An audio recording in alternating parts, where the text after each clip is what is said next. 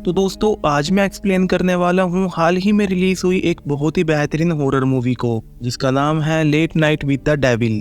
दोस्तों अगर आपको ये वीडियो पसंद आए तो वीडियो को लाइक करना और चैनल को सब्सक्राइब करना बिल्कुल मत भूलना। तो चलिए अब बिना किसी देरी के सीधा चलते हैं वीडियो की तरफ।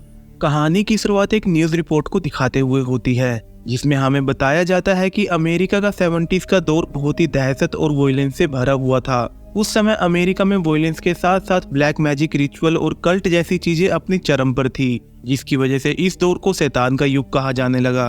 तभी 4 अप्रैल 1971 में यूबीसी नेटवर्क के चैनल पर एक लेट नाइट शो शुरू होता है, जिसका नाम होता है Night Owls with Jack Delroy. Jack एक पॉपुलर शिकागो रेडियो अनाउंसर था, जिसकी वजह से यूबीसी नेटवर्क को पूरी उम्मीद थी कि ये शो एक बहुत बड़ा हिट साबित होगा और देश का नंबर 1 शो बन जाएगा। ये शो एक लाइव टॉक शो था, जहाँ पर इंटरटेनमेंट के अलग अलग शो थे, जैसे इंटरव्यूज, स्केच कॉमेडी और म्यूजिक वगैरह। और हम जानते हैं कि ऐसे शो में लाइव ऑडियंस भी होती है। ये शो हफ्ते में 5 दिन आया करता था, जो कि बहुत अच्छा चल रहा था, जिसकी वजह से जैक साल 1972 में यूबीसी नेटवर्क के ओनर वोकर बेडफोर्ड के साथ 5 साल की डील भी साइन कर लेता है। अब इस शो की रेटिंग काफी बढ़ रही थी, जिसकी वजह से जैक भी काफी पॉपुलर हो रहा था। जैक की वाइफ का नाम था मैडेलिन पाइपर, जो कि खुद भी एक पॉपुलर स्टेज एक्ट्रेस थी, जिसकी वजह से ये दोनों हमेशा लाइमलाइट में रहा करते थे। और मैडेलिन जैक की सबसे बड़ी सपोर्टर भी थी। जैक यहाँ पर कैलिफोर्निया के रेडवुड में बने एक मैन ओनली ग्रुप द क्रोव का हिस्सा भी था, जो कि साल 1800 में बनाया गया था। द क्रोव बाहर से देखने में एक समर कैंप की तरह लगता था, जहाँ पर बड़े बड़े पॉलिटिशियन और बिजनेसमैन आते थे। लेकिन इस ग्रुप के बारे में एक अफवाह ये भी थी कि यहाँ पर रिचुअल होते हैं, डेविल वॉरशिपिंग होती है और आर्किंग सेरेमनी होती है, जिसमें कैरियर बनाने और बिगाड़ने की पावर्स होती हैं। लेकिन ये सब सिर्फ अफवाहें थी, इसके बारे में कोई पुख्ता सबूत नहीं थे। खैर अब 4 सीजन बीत जाते हैं, लेकिन जैक का शो राइवल जॉनी कार्सन के शो को बीट नहीं कर पाया था। कई बार नॉमिनेशन भी मिले थे, लेकिन वो कभी जीता नहीं था। और जैक अच्छी तरह से जानता था कि हिस्ट्री हमेशा जीतने वालों को ही याद रखती है, सेकंड आने वालों को भुला दिया जाता है। और इसकी वजह से अब उसकी पॉपुलैरिटी भी कम होने लगती है। अब साल 1976 में जैक को एक बहुत बड़ा झटका तब लगता है जब उसकी वाइफ मैडेलिन को नॉन स्मोकर होने के बावजूद भी टर्मिनल लंग कैंसर डायग्नोज होता है। अब अक्टूबर 1976 में मैडेलिन जैक के शो में एक स्पेशल गेस्ट के तौर पर आती है, जहां पर वो दोनों बहुत ही ज्यादा इमोशनल हो जाते हैं और ये इस शो का सबसे ज्यादा रेटिंग वाला एपिसोड बनता है। लेकिन अभी भी ये शो जॉनी कार्सन के शो को बीट नहीं कर पाता। अब इस एपिसोड के 1 सप्ताह बाद ही मैडेलिन की मृत्यु हो जाती है और जैक कुछ समय के लिए सब कुछ छोड़ छाड़ कर न्यूयॉर्क चला जाता है। लेकिन मैडेलिन की मौत के 1 महीने बाद ही जैक शॉकिंगली फिर से शो पर रिटर्न करता है और शो फिर से चालू हो जाता है। लेकिन अभी भी जॉनी कार्सन का शो इस शो से काफी आगे था, जिसकी वजह से शो की रेटिंग बढ़ाने के लिए शो का प्रोड्यूसर लियो अलग अलग कंट्रोवर्सी का सहारा लेता है और उल्टे सीधे लोगों को शो पर बुलाया जाता है। और यहाँ तक कि जैक और उसकी वाइफ का मजाक बनाने वाले लोगों को भी इस शो पर बुला लिया जाता है। लेकिन इस सब के बावजूद भी कोई फायदा नहीं हो रहा था और इस शो की रेटिंग डे बाय डे कम होती जा रही थी। और साथ ही जैक का 5 साल का कॉन्ट्रैक्ट भी खत्म होने वाला था, जिसकी वजह से वो काफी डेस्परेट हो चुका था और काफी परेशान रहने लगा था। और इसी डेस्परेशन के चलते वो हैलोवीन थीम एक स्पेशल एपिसोड प्लान करता है, जिसने पूरे नेशन को हिलाकर रख दिया था। और उस लाइव शो की footage with behind the scene आज हम देखने वाले हैं, जिसका नाम है Late Night with the Devil, जो कि इस मूवी का मेन पार्ट होने वाला है। अब शो शुरू होता है, जिसमें अलग अलग गेस्ट आते हैं, जहां सबसे पहले आता है एक मीडियम, जिसका नाम होता है क्रिस्टो। क्रिस्टो यहाँ पर अपने बारे में बताता है कि वो मरे हुए लोगों को सेंस कर सकता है, उनकी आवाजें सुन सकता है और उनसे बात कर सकता है। तभी उसे वहाँ पर पीटरमैन नाम सुनाई देता है और ऑडियंस में से बैरी नाम का एक आदमी खड़ा होता है, जो कि बताता है कि उसकी वाइफ का मिडिल नेम पीटरमैन था। लेकिन इसके बाद क्रिस्टो की बताई सारी बातें गलत साबित होती हैं और बैरी बताता है कि उसकी वाइफ मरी नहीं है, बल्कि 5 साल पहले किसी के साथ भाग गई थी। जिसके बाद यहाँ पर थोड़ा सा हंसी मजाक होता है। इसके बाद क्रिस्टो फिर से कॉन्सेंट्रेट करता है और ऑडियंस में मौजूद एक माँ बेटी के पास जाता है और उनसे पूछता है कि एडवर्ड कौन है, जिस पर बेटी कहती है कि उसका नाम एडवर्ड नहीं बल्कि एडमंड्स था और वो उसका छोटा भाई था। और यहाँ पर क्रिस्टो ये बताता है कि एडमंड्स ने 5 साल पहले सुसाइड कर लिया था, जिसे सुनते ही एडमंड्स की माँ रोने लगती है। और फिर क्रिस्टो एडमंड्स के बारे में छोटी मोटी चीजें और बताता है, जिससे सभी लोग इम्प्रेस हो जाते हैं। अब जैक शो में एक ब्रेक लेने वाला था, लेकिन तभी क्रिस्टो को एक बहुत ही तेज और अजीब फीलिंग आती है और उसे मिनी नाम सुनाई देता है। और यहाँ पर ये फीलिंग इतनी तेज थी कि क्रिस्टो की हालत खराब होने लगती है, जिसे देखकर जैक ऑडियंस में पूछता है कि क्या कोई मिनी या मिंडी या फिर किसी मिलते जुलते नाम को जानता है, जिस पर क्रिस्टो चिल्लाकर कहता है कि नहीं, यहाँ पर कोई मिलता जुलता नाम नहीं है, बल्कि मिनी ही है, जो कि बहुत ही सैड है। और ये स्पिरिट एक ऐसे इंसान से बात करना चाहती है जो कि अनमैरिड है, लेकिन फिर भी उसने वेडिंग रिंग पहनी हुई है। इस दौरान क्रिस्टो की हालत खराब होने लगती है और साथ ही वहाँ की लाइट भी खराब हो गई थी। और तभी जैक शो में एक ब्रेक ले लेता है और हम बैक स्टेज देखते हैं कि क्रिस्टो की तबीयत इतनी खराब हो गई है कि उसकी नाक से खून भी आने लगा है, जिसकी वजह से वो यहाँ से जाना चाहता है। लेकिन शो का प्रोड्यूसर लियो रेटिंग की वजह से उसे वहीं पर रोक लेता है। और यहाँ पर हमें ये भी पता चलता है कि लाइट का खराब होना स्क्रिप्ट का हिस्सा नहीं था। खैर, अब ब्रेक के बाद शो फिर से शुरू होता है और यहाँ पर शो के दूसरे गेस्ट आते हैं, जिसका नाम होता है कारमाइकल।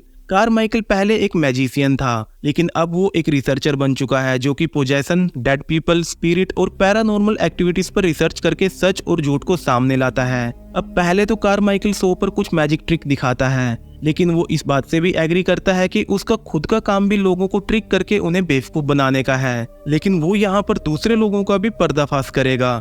यहाँ तक कि वो एड और लोरेन के पास भी गया था सच पता लगाने के लिए, लेकिन उन्होंने उसे इंटरव्यू देने से मना कर दिया था। कुल मिलाकर कारमाइकल को भूत प्रेत जैसी चीजों पर विश्वास नहीं था। और यहाँ पर वो ये भी कहता है कि अगर कोई उसे गलत साबित कर दे तो वो उसे $1000 देगा। खैर, इसके बाद जैक कारमाइकल से क्रिस्टो के बारे में पूछता है, जिसके जवाब में कारमाइकल कहता है कि जो अभी क्रिस्टो ने किया वो बस एक ट्रिक थी, क्योंकि शुरू में उसकी रीडिंग गलत साबित हुई और एडमंड्स के केस में उसका तुक्का लग गया। जिसे सुनकर क्रिस्टो गुस्से में वहां से जाने लगता है, लेकिन जैक उसे रोक देता है और कहता है कि क्रिस्टो की लास्ट रीडिंग सही थी और शायद उसके लिए ही थी, क्योंकि उसने ही मैडेलिन का निकनेम मिनी रखा हुआ था और वो ही यहाँ पर वो अनमैरिड है जिसने अभी भी वेडिंग रिंग पहनी हुई है। लेकिन यहाँ पर कारमाइकल कहता है कि जैक, तुम एक पॉपुलर इंसान हो और तुम्हारे बारे में इंफॉर्मेशन निकालना कौन सी बड़ी बात है। जिसे सुनकर क्रिस्टो और कारमाइकल के बीच में बहस होने लगती है और तभी क्रिस्टो की तबीयत अचानक खराब होने लगती है और उसके मुंह से ब्लैक लिक्विड निकलने लगता है, जिसकी वजह से शो को फिर से ब्रेक पर डाल दिया जाता है। अब बैक स्टेज क्रिस्टो कहता है कि यहाँ पर कुछ बहुत बुरा होने वाला है, लेकिन उसकी बात पर कोई ध्यान नहीं देता और उसकी तबीयत को देखते हुए उसे हॉस्पिटल भेज दिया जाता है। यहाँ पर कारमाइकल को ये सब स्क्रिप्टेड लग रहा था, लेकिन जैक कहता है कि ये सब उसका प्लान नहीं था। खैर, अब ब्रेक के बाद शो फिर से शुरू होता है और अब बारी आती है अगले गेस्ट डॉक्टर जून रोज के आने की, जो कि एक पैरासाइकोलॉजिस्ट है, जिन्होंने हाल में ही एक रियल लाइफ इंसिडेंट पर एक बुक लिखी है जिसका नाम है the conversation with the Devil, जो कि ऑलरेडी एक बेस्ट सेलर है। और आज डॉक्टर जून अपनी उसी सब्जेक्ट लिली के साथ यहाँ पर आएगी जिसकी हॉन्टिंग और पोजेशन के ऊपर उसने एक किताब लिखी है। लेकिन उनके यहाँ पर आने से पहले हमें एक टेप दिखाई जाती है जिसमें लिली के बारे में बताया गया है। इस टेप के शुरू में हम एक घर को देखते हैं जिसके अंदर डीमन एब्रैक्सिस के वॉरशिपर ने उनकी वॉरशिप करने के लिए फर्स्ट एंड ओनली चर्च बनाई थी और उनका लीडर जेंडोर दियाबो अपने फॉलोअर्स के साथ यहाँ पर डीमन एब्रैक्सिस की पूजा किया करता था। यहाँ पर जेंडोर दियाबो कुछ भी करके डीमन एब्रैक्सिस को धरती पर लाना चाहता था, जिसके लिए वो बच्चों को सैक्रिफाइस भी करने वाला था। लेकिन इससे पहले ही पुलिस ने इस घर पर रेड कर दी और पकड़े जाने के डर से जेंडोर दियाबो और उसके फॉलोअर्स खुद को आग लगा लेते हैं, जिसमें सभी लोग जलकर मारे जाते हैं सिवाय एक 10 साल की बच्ची को छोड़कर। और ये 10 साल की बच्ची ही लिली है। और यहाँ पर कोई भी समझ नहीं पाता कि आखिर वो इस आग में जिंदा कैसे बची। क्या वो लकी थी या फिर जेंडोर का एब्रैक्सिस को दुनिया में लाने का रिचुअल पूरा हो चुका था। खैर, लिली हमेशा अजीब बर्ताव किया करती थी जिसे कोई भी समझ नहीं पाता था और इसी वजह से उसे संभालना मुश्किल हो जाता था, जिसके चलते लिली का केस डॉक्टर जून को सौंप दिया जाता है। इसके बाद हमें लिली और डॉक्टर जून के बीच हुई बातचीत की थोड़ी सी रिकॉर्डिंग सुनाई जाती है, जहाँ पर अचानक से लिली की आवाज डेमोनिक हो जाती है, जिससे साफ साफ पता चल रहा था कि लिली किसी डीमन के पोजेशन में थी। खैर, इसके बाद कहानी फिर से जैक के शो पर आती है, जहां डॉक्टर जून लिली को लेकर पहुंच जाती है और आज वो लिली के केस पर ही बात करने वाली है। और यहाँ पर हम देखते हैं कि लिली आम बच्चों से बहुत अलग थी। वो जैक को पहले से जानती थी और उसे ये भी पता था कि हाल में ही उसकी वाइफ की डेथ हुई है और वो जैक से कहती है कि वो अपने शो की चिंता ना करे क्योंकि बहुत ही जल्दी वो बहुत फेमस हो जाएगा। अब कुछ देर बात करने के बाद शो में फिर से एक ब्रेक ले लिया जाता है और ब्रेक के दौरान लिली आवाज बदलकर जैक से कहती है कि क्या मैं खूबसूरत नहीं लग रही। और ये आवाज 25 से 30 साल की लड़की की थी, जबकि लिली की एज तो सिर्फ 13 साल है। लेकिन जैक इस बात पर ध्यान नहीं देता। यहाँ पर डॉक्टर जून थोड़ा घबराई हुई लग रही थी। वो जैक से कहती है कि हमें लिली से सेफ रहना होगा, क्योंकि कल रात से ही वो फिर से अजीब बर्ताव कर रही है और बार बार जैक का नाम ले रही है। लेकिन जैक इन बातों पर ध्यान नहीं देता, क्योंकि वो लिली को 100 की रेटिंग के लिए इस्तेमाल करना चाहता था। और यहाँ पर हम ये जान पाते हैं कि जैक का जून के साथ अफेयर चल रहा है। अब बैक स्टेज शो का प्रोड्यूसर लियो आता है, जो कि जैक को बताता है कि हॉस्पिटल में क्रिस्टो की डेथ हो चुकी है, जिसे सुनकर जैक हैरान हो जाता है, क्योंकि उसे लग रहा था कि ये सब क्रिस्टो सिर्फ एक्ट कर रहा है। लेकिन क्रिस्टो की मौत से ये बात तो साबित होती है कि वो जो कुछ भी कह रहा था वो सब रियल था। यानी इस शो पर कोई ना कोई शक्ति तो जरूर है जिसकी वजह से उसकी मौत हुई। खैर, अब फिर से शो शुरू होता है, जहाँ पर डॉक्टर जून अपने काम के बारे में बताती है। वो बताती है कि वो उन चीजों को स्टडी करती है जिनका साइंटिफिक कोई एक्सप्लेनेशन नहीं होता, जैसे कि टेलीपैथी और डेमोनिक पोजेशन वगैरह। और उसने पिछले 3 सालों में लिली को काफी स्टडी किया है और वो उस डीमन को समझने की कोशिश कर रही है जो कि लिली के अंदर मौजूद है, ताकि वो लिली की मदद कर सके। और जून के अकॉर्डिंग लिली के अंदर डीमन अब्रैक्सिस नहीं, बल्कि उसके नीचे का कोई डीमन है, जिसे लिली मिस्टर रीगल्स के नाम से बुलाती थी। यहाँ पर कारमाइकल को जून की किसी बात पर विश्वास नहीं था और वो कहता है कि अकॉर्डिंग टू नास्टिक इंटरप्रिटेशन अब्रैक्सिस एक कंप्लीट शोमैन है और वो अपने सामने ऑडियंस को देखकर जरूर बाहर आता। और तभी पूरे स्टूडियो में हाई पिच वाली साउंड बजने लगती हैं और सामान अपने आप टूटने लगता है। और जब जैक का एक साथी म्यूजिक सिस्टम को बंद करने जाता है तो उसे बिजली का झटका लगता है, जिसकी वजह से कारमाइकल उसका प्लग ही निकाल देता है, जिसके बाद सब कुछ नॉर्मल हो जाता है। कारमाइकल को अभी भी यही लग रहा था कि ये सब एक एक्ट था, लेकिन लिली बताती है कि ये सब मिस्टर रीगल्स ने किया था और वो अभी उनके साथ यहीं पर मौजूद हैं। जिसके बाद जैक लिली से कहता है कि क्या तुम मिस्टर रीगल्स को अभी बाहर ला सकती हो, जिसे सुनते ही जून जैक को इसके लिए रोकने लगती है, क्योंकि ये लिली और उन सब के लिए खतरनाक हो सकता है। लेकिन जैक, लिली और ऑडियंस के इंसिस्ट करने पर जून इसके लिए मान जाती है और फिर लिली को एक चेयर से बांध दिया जाता है। और यहाँ पर सिर्फ डॉक्टर जून ही उससे कम्युनिकेट करेगी, ताकि वो पोजेशन पूरा होने से पहले उसे रोक दे। अब पोजेशन शुरू होते ही लिली का चेहरा और उसकी आवाज बदल जाती है, उसके चेहरे पर कट्स आ जाते हैं और उसकी आवाज डेमोनिक हो जाती है। और यहाँ पर लिली सीधा जैक से बात करने लगती है। वो कहती है कि वो जैक को पहले से जानती है और वो पहले जंगलों में मिल चुके हैं, जिसे सुनकर जैक परेशान हो जाता है। और फिर लिली मिनी के बारे में बताने लगती है कि वो कैसे मारी गई थी, और वो ये भी बता देती है कि जैक और जून का अफेयर चल रहा है। और ये सब बताने के लिए वो बहुत ही गंदे गंदे शब्दों का इस्तेमाल कर रही थी, जिसकी वजह से जून को गुस्सा आ जाता है और वो सीधा लिली को एक थप्पड़ लगा देती है। फिर डॉक्टर जून लिली को कंट्रोल में लाने के लिए कुछ पढ़ने लगती है और लिली डेमोनिक आवाज में जैक से कहती है कि तुम ये सब कैसे होने दे सकते हो।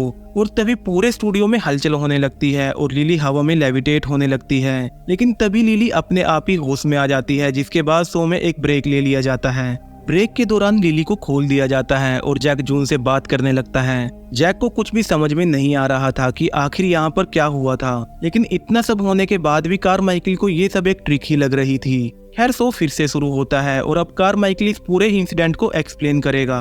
उसका मानना था कि जून ने लिली और सभी ऑडियंस को हिप्नोटाइज किया था, ताकि वो उन्हें वो दिखा सके जो वो उन्हें दिखाना चाहती है। और अपनी बात को साबित करने के लिए वो जैक के एक साथी गस को स्टेज पर बुलाता है और फिर वो गस और बाकी सभी ऑडियंस को हिप्नोटाइज करके ये दिखाता है कि गस के शरीर से बड़े बड़े कीड़े बाहर निकल रहे हैं, लेकिन ऐसा था नहीं और यही जून ने किया होगा, यही उसका एक्सप्लेनेशन था। अब यहाँ पर जैक या फिर किसी को भी इस बात पर यकीन नहीं था कि उन्होंने जो अभी देखा वो सिर्फ उनकी आंखों का धोखा था। इसलिए कारमाइकल उन्हें गस की टेप को फिर से प्ले करने के लिए कहता है और उस टेप में यही दिखाई देता है कि जो कारमाइकल बोल रहा था सभी ने उसे ही सच मान लिया, जबकि रियल में गस के शरीर से कीड़े वगैरह बाहर नहीं आए थे। और फिर कारमाइकल लिली और जून को झूठा बोलने लगता है, जिस पर लिली बोलती है कि अगर जून ने भी सबको हिप्नोटाइज किया था तो टेप में उसके पार्ट से सब कुछ क्लियर हो जाएगा, यानी कि उसकी फुटेज में भी हिप्नोटिज्म दिखेगा। इसलिए अब लिली की फुटेज चलाई जाती है और उसमें सब कुछ वैसा ही था जैसा हमने देखा था, यानी कि वो सच में पोजेस्ड हुई थी। और फुटेज में जैक को अपने पीछे मिनी की सोल खड़ी हुई दिखाई देती है, जिसके बाद जैक बुरी तरह से डर जाता है। और तभी अचानक ही लिली बिजली कंज्यूम करने लगती है और उसका फेस 2 हिस्सों में बट जाता है और फिर वो गस, जून और कारमाइकल को बुरी तरह से मार देती है। और जैक वहां से भागने लगता है, लेकिन वो भागकर कहीं जा नहीं पाता, बल्कि अपने ही शो के लूप होल में फंस जाता है। और दोस्तों, यहाँ पर पता चलता है इस मूवी की असली कहानी का। असल में जैक जिस ग्रुप का हिस्सा था वहां पर वो डीमन अब्रैक्सिस से मिला था और जैक ने उससे हेल्प मांगी थी कि उसका शो हिट हो जाए, लेकिन उसके बदले में डीमन अब्रैक्सिस ने उसकी ही बीवी को क्लेम कर लिया और इसी वजह से मैडेलिन को अचानक कैंसर हुआ था। खैर इसके बाद जैक को वहां पर मिनी दिखाई देती है जो कि काफी पेन में थी और मिनी उससे रिक्वेस्ट करती है कि वो पास में रखे चाकू से उसे खत्म कर दे, क्योंकि वो बहुत ही ज्यादा पेन में थी और उससे ये दर्द बर्दाश्त नहीं हो रहा था। और जैसे ही जैक ऐसा करता है वो हकीकत में देखता है कि उसने मिनी को नहीं बल्कि लिली को चाकू मार दिया है, जिसकी वजह से लिली मर चुकी है। अब यहाँ पर लिली को मरवाने के पीछे दो थ्योरी सामने आती हैं। पहली तो ये कि जेंडोर दियाबो अपना रिचुअल पूरा नहीं कर पाया था और उसने आज जैक के हाथों से लिली को मरवा के वो रिचुअल पूरा कर लिया है, जिसकी वजह से डीमन अब्रैक्सिस अब इस दुनिया में आ चुका है। और दूसरी ये कि जेंडोर का रिचुअल उसी समय पूरा हो चुका था, लेकिन अब्रैक्सिस लिली की बॉडी में अपनी पूरी पावर को अचीव नहीं कर पा रहा था और इसीलिए उसने लिली को मरवा दिया और अब वो लिली के थ्रू इस दुनिया में दाखिल हो चुका है।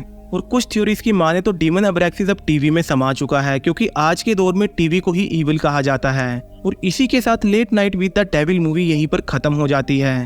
तो दोस्तों ये थी Late Night with the Devil movie की कहानी।